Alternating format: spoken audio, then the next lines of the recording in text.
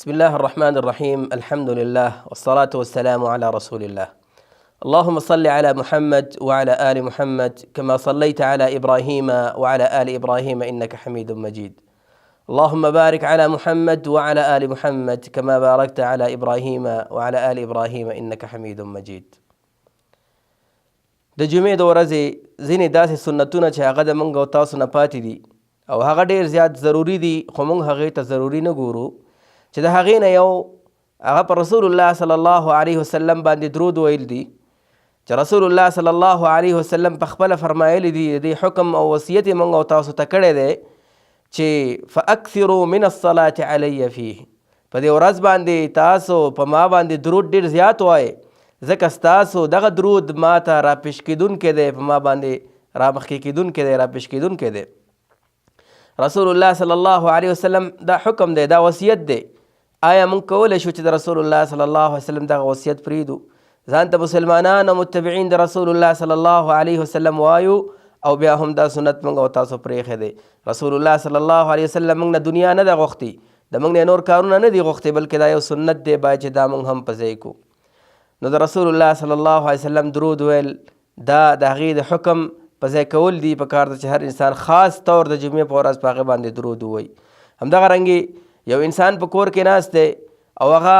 صرف د هغې اولاد ته صرف دومره پته چې په مانځه کې درود ویل کېږي، نو که هغه چېرته په کور کې درود وایي رسول الله صلی الله علیه وسلم باندې، د هغې یادوي، خلکو ته یادوي، د خلکو مخکې ته وایي، د تذکیر د یادونې په خاطر یې وایي، نو الله رب العالمین به هغه له هم اجر ورکوي او هم سنت چې کوم دی هغه به عام کېږي. همدغه رنګې زموږ او ستاسو اهتمام چې نن سبا دی هغه په داسې کارونو باندې دی چې د هغې هېڅ ثبوت نشته دی. موږ د جمعې په ورځ یا د جمعرات د ورځې نه شروع کړي ډیزایننګ کوو، فیسبوک کې، په یوټیوب کې، په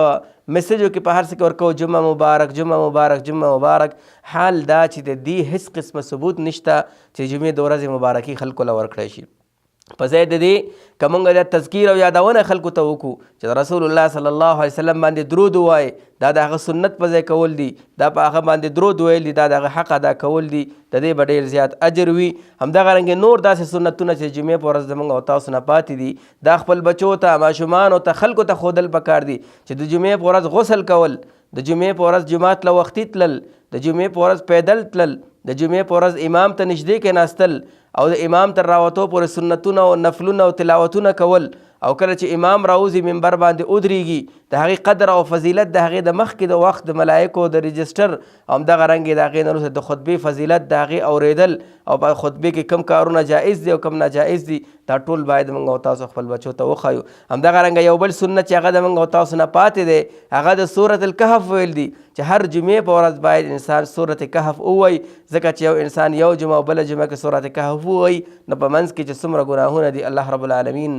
هغه ورله ختموي. همدغه رنګې دا سنتونه دي باید خپل اولاد ته وښودل شي، خپل بچو ته وویل شي، خلکو ته وښودل شي، نشر شي، عام شي په خلکو کې، چې د رسول الله صلی الله علیه وسلم مینه او محبت زموږ او ستاسو منځ کې راشي. الله رب العالمین دې زموږ او ستاسو صحیح عقیده را په نصیب کړي او الله دې موږ او تاسو ته په دې باندې عمل کولو توفیق راکړي. وصلی الله علی النبي محمد وعلى آله وصحبه اجمعین.